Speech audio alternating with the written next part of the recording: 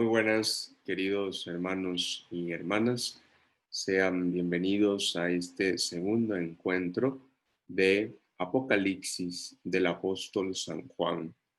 Hemos tenido un primer y maravilloso encuentro donde nos hemos podido encontrar con la palabra de Dios de manera tal que ella debe transformar en nuestra vida y debe hacer que nosotros nos motivemos muchísimo más a descubrir el mensaje de Dios que trae para cada uno de nosotros.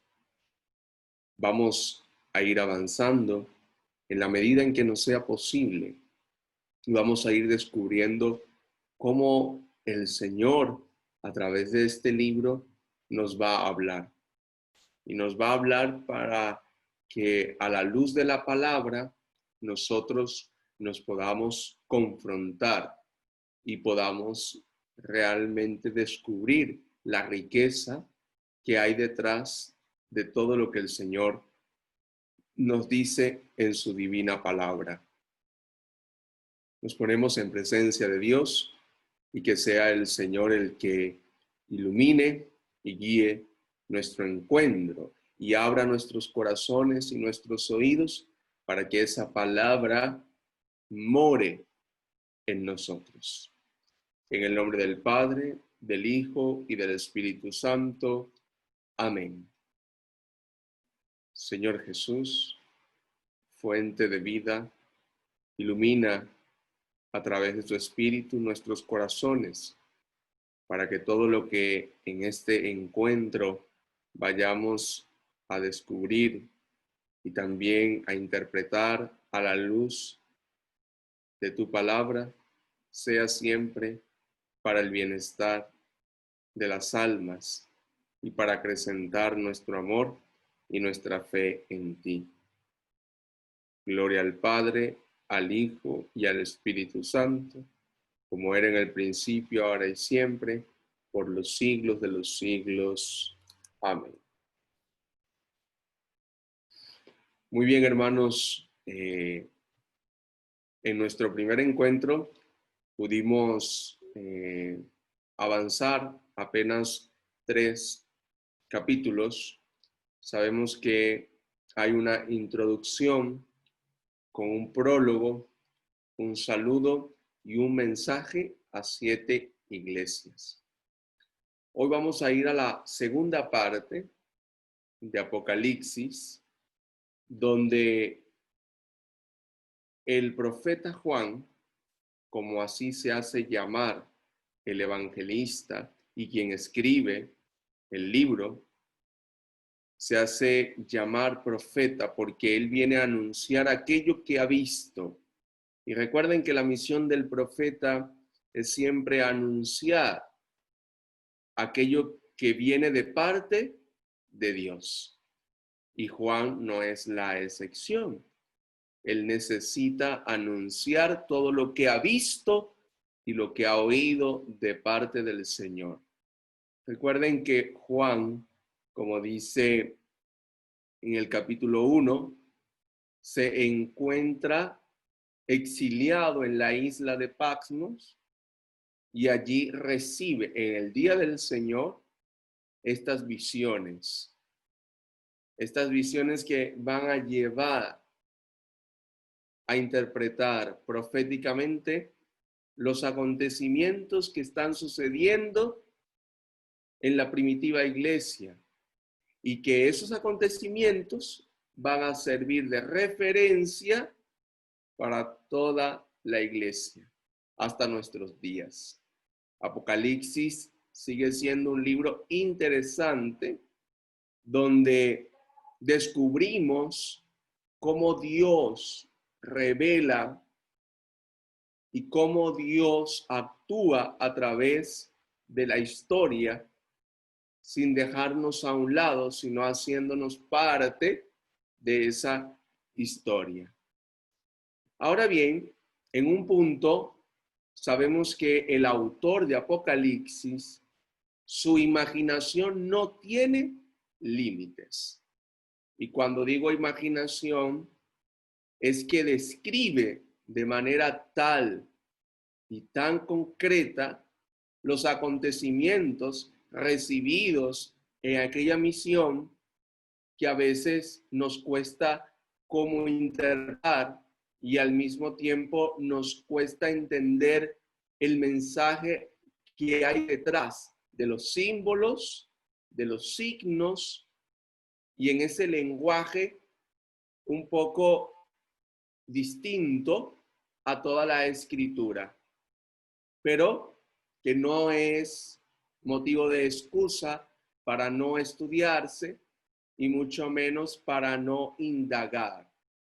Por eso muchos dicen que el Apocalipsis es un libro extraño, es un libro en el cual no debemos mucho hurgar, pero al contrario, es un libro magnífico que nos ofrece un mensaje claro de salvación, donde Dios sigue hablando a través de su palabra.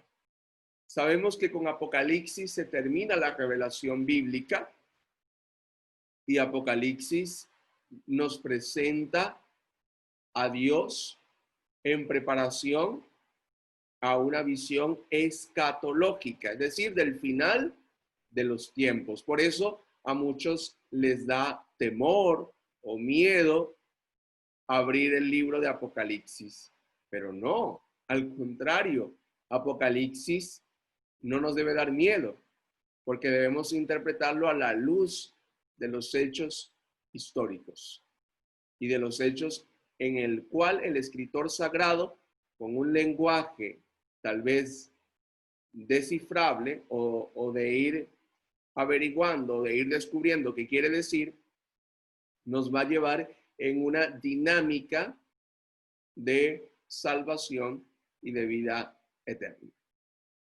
Ahora bien, sin más preámbulo, vamos a abrir nuestras Biblias, nos vamos a ubicar en los capítulos 4 y 5. Hoy no vamos a avanzar más de estos dos capítulos. Estos dos capítulos muy bonitos, pero que van a estar entrelazados con toda la obra. Óigase bien, estos dos capítulos son capítulos centrales en todo el Apocalipsis. O sea que después de haber escuchado el mensaje a las 7 iglesias, saltarse el capítulo 4 y 5 es un error, porque no nos ayudará a comprender todos los hechos sucesivos hasta los capítulos 21 y 22 de esta obra. Entonces, como siempre, voy a compartirles pantalla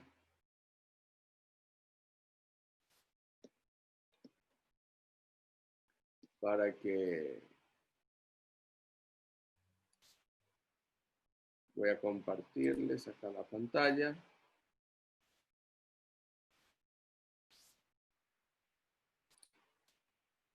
Muy bien.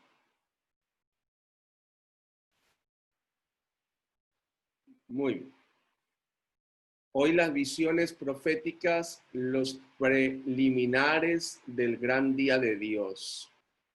Recuerden que nosotros nos vamos preparando para el gran día de Dios, para el domingo sin ocaso en que la humanidad entera experimentará la alegría del Señor.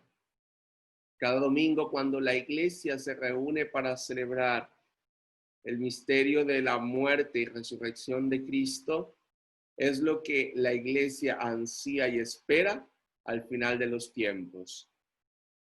Así que nosotros esperamos con un anhelo enorme el día del Señor, no solo el de esta tierra, sino el del cielo, el eterno, el para siempre. Y bien, Dios entrega al Cordero los destinos del mundo. Vamos a leer el capítulo 4 completo y lo vamos a ir desmenuzando. Vamos a ir viendo ciertos elementos para una mejor comprensión. 4, versículo 1, 11. Después tuve una visión. He aquí que una puerta estaba abierta en el cielo, y aquella voz que había oído antes, como de trompeta, que hablará conmigo, me decía: sube acá que te voy a enseñar lo que ha de suceder después. Al instante caí en éxtasis. Vi que un trono estaba erigido en el cielo y uno sentado en el trono. El que estaba sentado era de aspecto semejante al jaspe y a la cornalina, y un arco iris alrededor del trono, de aspecto semejante a la esmeralda. Vi 24 tronos alrededor del trono y sentado en los tronos a 24 ancianos, con vestiduras blancas y coronas de oro sobre sus cabezas.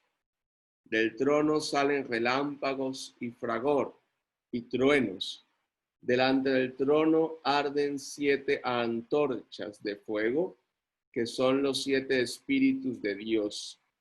Delante del trono, como un mar transparente semejante al cristal, en medio del trono y en torno al trono, 4 vivientes llenos de ojos por delante y por detrás.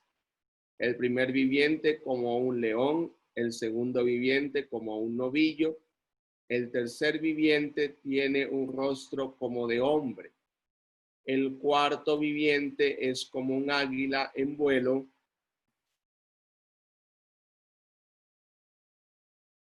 los 4 vivientes tienen cada uno 6 alas, están llenos de ojos todos alrededor y por dentro y repiten sin descanso día y noche: Santo, santo, santo, Señor Dios Todopoderoso, aquel que era, que es y que va a venir.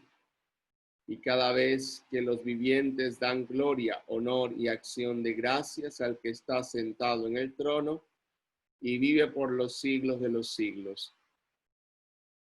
Los 24 ancianos se postran ante el que estaba sentado en el trono y adoran al que vive por los siglos de los siglos, y arrojan sus coronas delante del trono diciendo: eres digno, Señor y Dios nuestro, de recibir la gloria, el honor y el poder, porque tú has creado el universo, por tu voluntad existe y fue creado.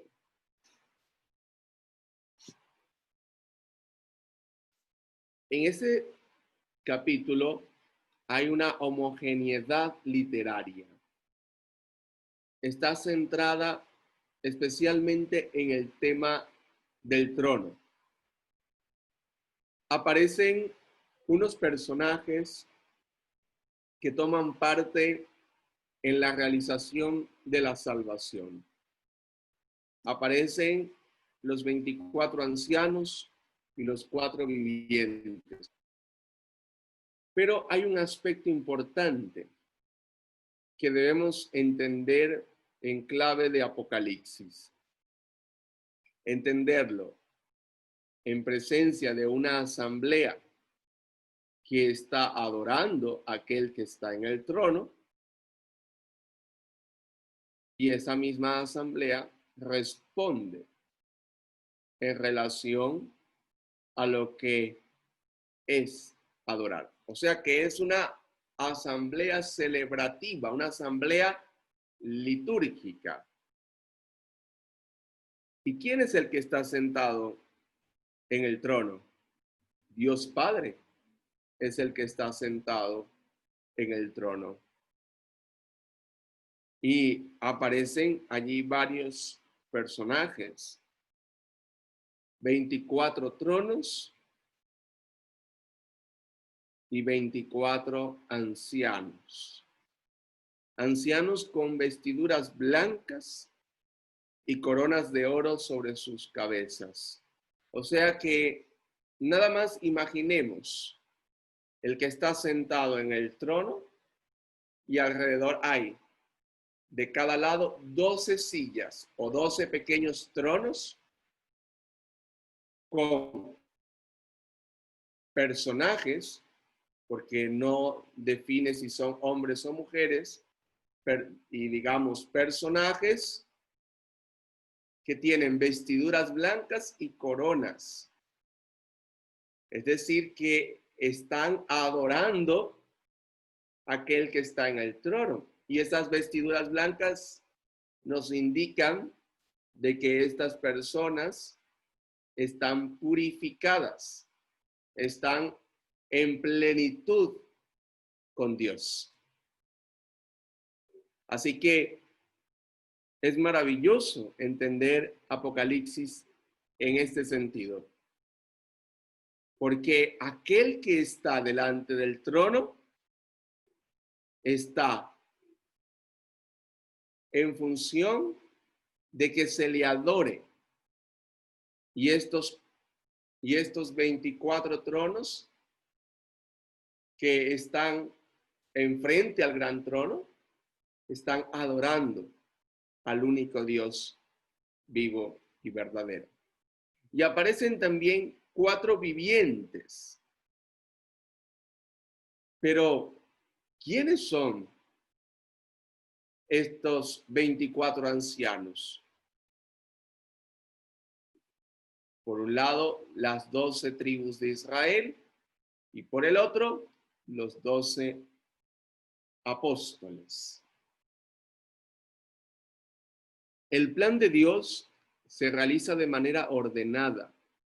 Un trono, alguien sentado en él, una imagen difundida en el ambiente judío. Hay algunas referencias bíblicas como el Salmo 47, Isaías 6, Ezequiel 1. El autor presenta con descarnada sobriedad a Dios, aquel que es inefable e indescriptible. 24 ancianos. En el versículo 4, estos misteriosos personajes se encuentran en un estado de salvación definitiva, sentados en trono con capas blancas. Se discute su identificación en ellos, pero algunos los asocian con las 12 tribus de Israel y los 12 apóstoles. Una especie de mar transparente como cristal significan las fuerzas enemigas de Dios, un tipo de abismo sin fin que como tal tiene que desaparecer. Cuando Dios actúa en la historia, neutraliza esa fuerza hostil, cambiando su naturaleza. Y los 4 vivientes, inspirándose en Ezequiel y en Isaías, el autor nos dice ante todo que estos vivientes tienen características asumidas: león, novillo, hombre, águila. Pudiéramos decir que son los 4 evangelistas, aquellos que difunden la buena noticia del Hijo de quien está en el trono. Así lo podemos entender mucho más, porque pudiéramos decir, bueno, ya estos 24 ancianos no son desconocidos.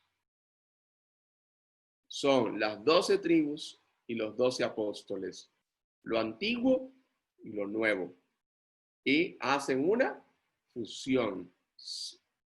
Y esto nos va a indicar a nosotros que Dios es capaz de sacar grandes cosas, tanto de lo viejo como de lo nuevo. Por eso lo viejo, lo pasado, no se desprecia en las Sagradas Escrituras. Al contrario, va a servir de referencia para acrecentar, en este caso, y confirmar la tradición antigua, uniéndola a la nueva, y ambas exaltando la grandeza de Dios, de un Dios que se reveló en el antiguo tiempo y que se revela también ahora en los nuevos tiempos. Ahí tienen algunas referencias bíblicas que luego en sus casas pudieran ustedes encontrar. Estos primeros 11 versículos de este capítulo 4 son una alta referencia a acontecimientos del pasado, uniéndolos al presente de Apocalipsis. Pero también hay un gran sentido de asamblea litúrgica, adorando al único Dios, aquel que está sentado en el trono. Fíjense en el versículo 8, al final dice, Santo, Santo, Santo. ¿No es este mismo himno el que nosotros proclamamos en la Eucaristía antes de la consagración? Santo, Santo, Santo. Que pareciera que son los ángeles quienes están alabando y adorando a ese que está en el trono. Y que son los mismos que Isaías escucha en la elección de su vocación como profeta. Quiero que también nos quedemos en el versículo 11, que lo repasemos y lo miremos. Eres digno, Señor y Dios nuestro, de recibir la gloria, el honor y el poder, porque tú has creado el universo. Por tu voluntad existe todo lo creado. O sea que no hay nada sobre la tierra que no haya sido planificado y pensado, que no haya estado en el pensamiento de Dios. Dios no hace nada al azar. Dios lo hace todo pensando en el bien de los que Él ama. Ahora vamos a leer el capítulo 5 de Apocalipsis, del 1 al 14. Vi también en la mano derecha del que está sentado en el trono un libro escrito por el anverso y el reverso, sellado con 7 sellos. Y vi a un ángel poderoso que proclamaba con fuerte voz, ¿quién es digno de abrir el libro y soltar sus sellos? Pero nadie era capaz ni en el cielo, ni en la tierra, ni bajo la tierra, de abrir el libro ni de leerlo. Y yo lloraba mucho porque no se había encontrado a nadie digno de abrir el libro ni de leerlo. Pero uno de los ancianos me dice, no llores, mira, ha triunfado el león de la tribu de Judá, el retoño de David. Él podrá abrir el libro y sus 7 sellos. Entonces vi de pie en medio del trono y de los 4 vivientes, de los ancianos, un cordero degollado. Tenía 7 cuernos y 7 ojos, que son los 7 espíritus de Dios, enviados a toda la tierra. Y se acercó y tomó el libro de la mano derecha del que está sentado en el trono. Cuando lo tomó, los 4 vivientes y los 24 ancianos se postraron delante del Cordero. Tenía cada uno una cítara y copas de oro llenas de perfumes, que son las oraciones de los santos. Y canta un cántico nuevo diciendo, eres digno de tomar el libro y abrir sus sellos, porque fuiste degollado y compraste para Dios con tu sangre hombres de toda raza, lengua, pueblo y nación, y has hecho de ellos para nuestro Dios un reino de sacerdotes y reinan sobre la tierra. Muy bien. En este capítulo vemos nuevos elementos, nuevos signos que nos van a ayudar a la profundización de lo que el autor sagrado, en definitiva, quiere que nosotros veamos. Este capítulo se abre con la presentación solemne de un libro. donde se contiene el plan creador y salvífica de Dios. El Cristo es designado por el autor con un simbolismo muy suyo y peculiar, el Cordero. Un Cordero a partir del Cordero Pascual del Éxodo, así como el siervo de Yahvé. Pero este Cordero está degollado, pero que ha resucitado, que estaba de pie con la totalidad de la energía mesiánica, 7 cuernos, la plenitud de los espíritus, 7 ojos en acción. Sabemos que el Cordero es Jesús, el Hijo eterno del Padre. Jesús es el Cordero inmolado. Jesús es el Cordero degollado. Es el Cordero que quita el pecado del mundo. Y lo sabemos porque así nos los presenta San Juan en el Evangelio. En referencia a Juan el Bautista sobre Jesús, diciendo, este es el Cordero de Dios, el que quita el pecado del mundo. Y antes de nosotros comulgar en la Eucaristía decimos, este es el Cordero de Dios, el que quita el pecado del mundo. Felices los invitados a la cena del Señor. Señor, no soy digno de que entres en mi casa, pero una palabra tuya bastará para sanarme. Por eso dice el versículo 12, digno es el Cordero degollado de recibir el poder, la riqueza, la sabiduría, la fuerza, el honor, la gloria, la alabanza. Todo está en función de aquel que está sentado en el trono y que le da autoridad al Cordero. La plenitud del número 7 que aparece acá, 7 cuernos, 7 ojos. O sea que el número 7 se convierte en la literatura de Juan en un número de plenitud, en un número que adquiere el valor profundo de aquello que solo Dios puede poseer y que solo Dios puede tener y dar. Bien, hermanos, vamos a hacer ya un repaso de 3 elementos presentes en el Apocalipsis que hoy seguramente tanto a ti como a mí llamaron profundamente nuestra atención. Y lo primero, en el capítulo 4, el trono, el que está sentado en el trono. Y ya nos imaginamos un trono radiante, con perlas preciosas, con diamantes, etcétera, ¿no? El personaje que está sentado en el trono, sabemos que es Dios, el Padre, en la Trinidad, el autor de Apocalipsis.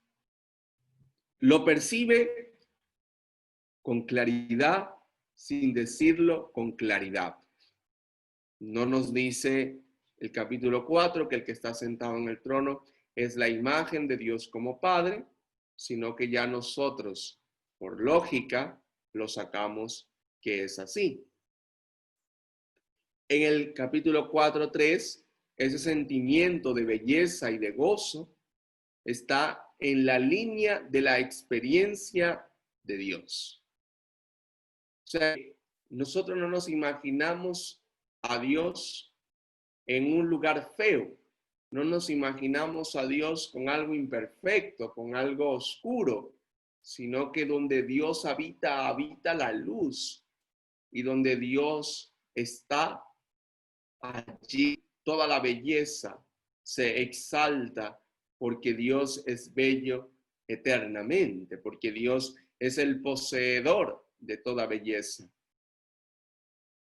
Un Dios realmente inefable, inexpresable, el totalmente distinto. Por eso dice el 4:11, volvamos al 4:11 que dice, eres digno, Señor y Dios nuestro, de recibir la gloria, el honor y el poder, porque tú has creado el universo, por tu voluntad existe y fue creado. Nos queda claro la imagen del trono, nos queda clarísima. Ese que está sentado en el trono es el Padre, y junto a él las 12 tribus de Israel y los 12 apóstoles. Y junto a él los ángeles y todos los santos, como la iglesia celestial, unidas en las bodas eternas del Cordero. También ya en el capítulo 5, el libro. ¿Quién será, Señor, digno de abrir el libro con sus 7 sellos? Algunos hablan que este es el libro de la vida, donde está inscrito todos los nombres de los bautizados. Pero este segundo parámetro de orientación nos presenta este libro con los 7 sellos, que también está en relación con Dios.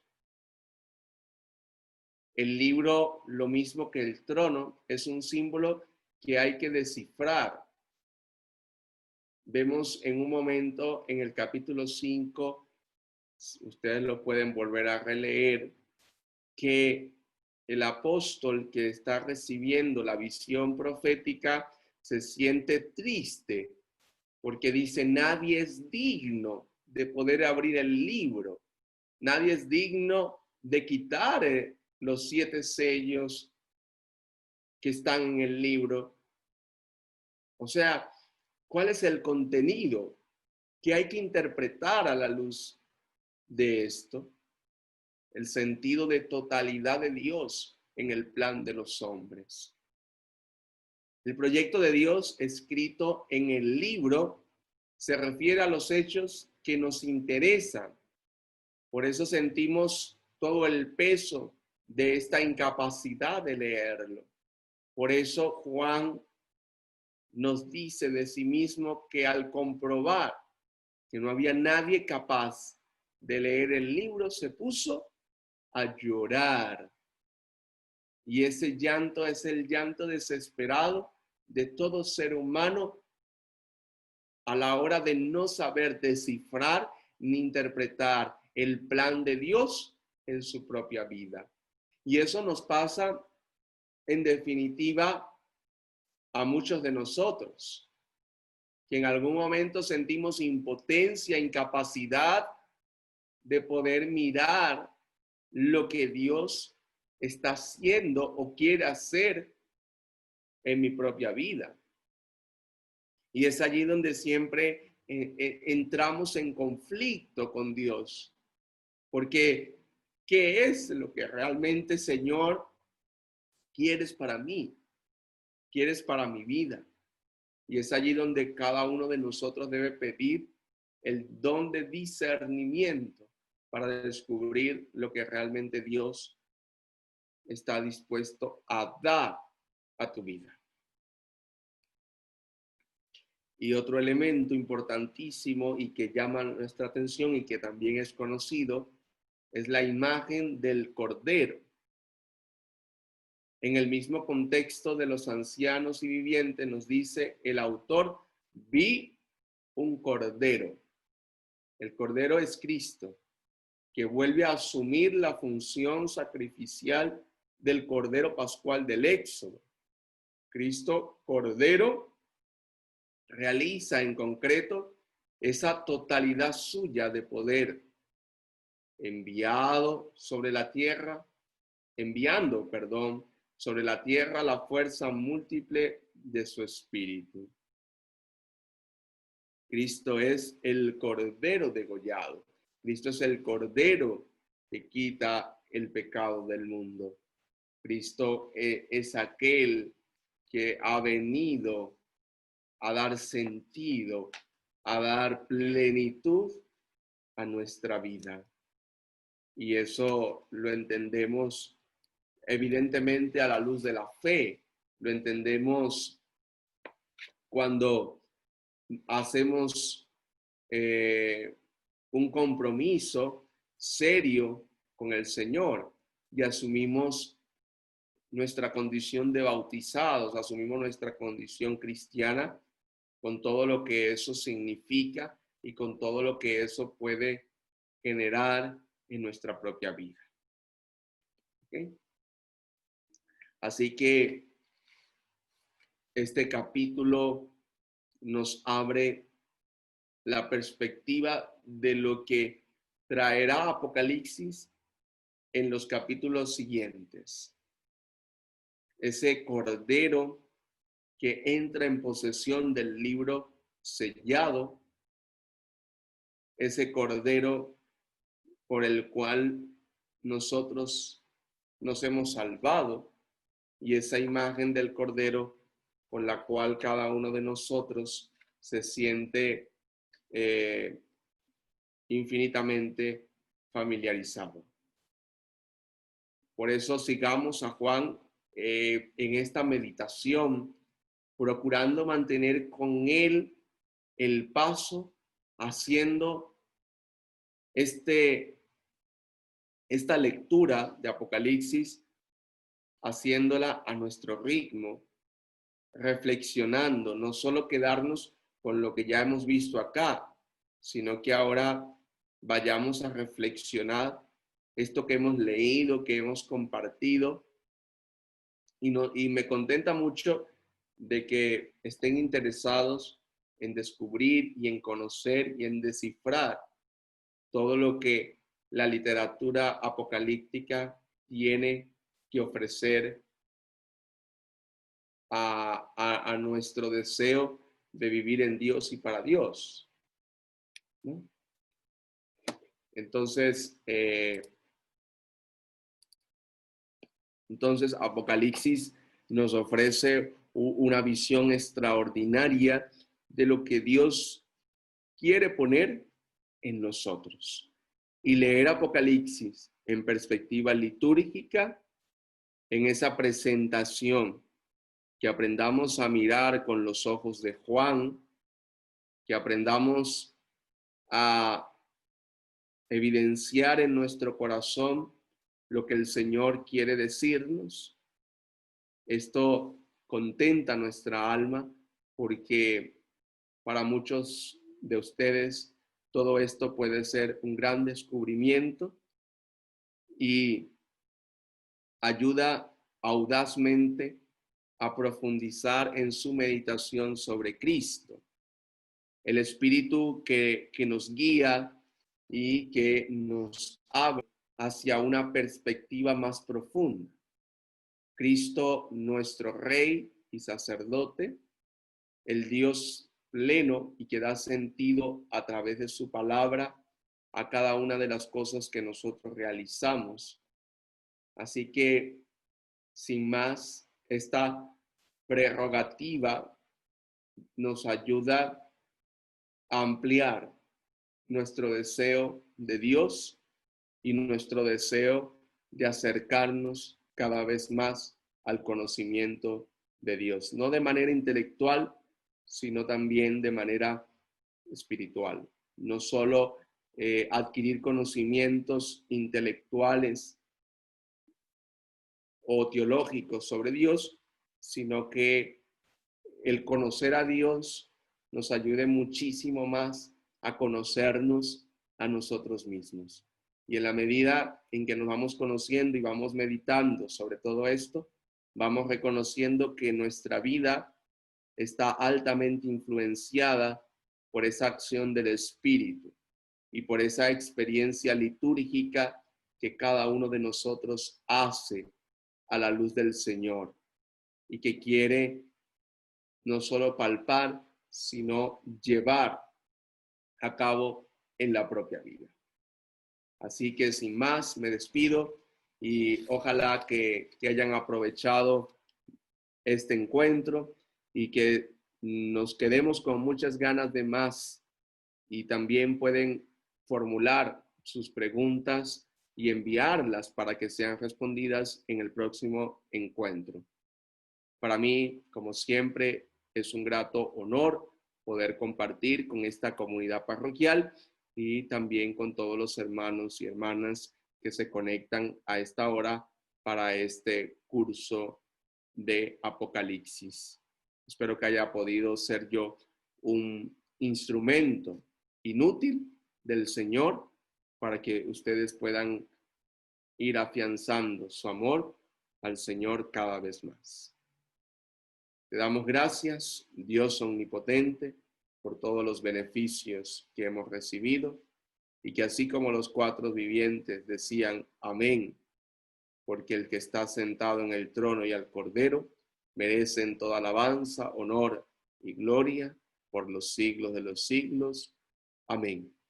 Adoremos al único Dios vivo y verdadero y que Él sea luz en nuestros senderos y en nuestra vida. Te envío la bendición del Padre, del Hijo y del Espíritu Santo. Que tengas una feliz jornada y que Dios te siga acompañando.